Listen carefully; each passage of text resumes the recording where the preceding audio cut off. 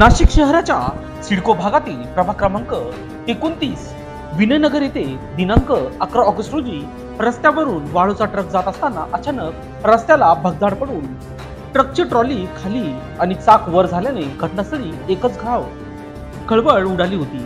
या घटनेत एक मोटरसायकल स्वार थोडक्यात बचावल्याची प्राथमिक माहिती समोर आली आहे।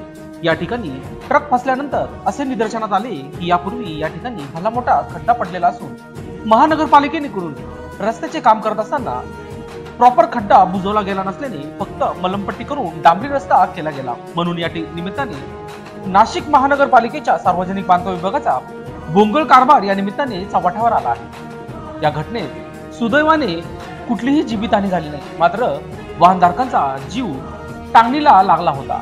या रस्त्याची अवस्था बघता महाराष्ट्र नवनिर्माण सेनेचे पदाधिकारी यांनी महानगरपालिकेच्या अधिकाऱ्यांना धारेवर धरत आंदोलनाचा पवित्रा घेतला। लोकशास्त्र न्यूजसाठी बंटी आढाव, सिडको।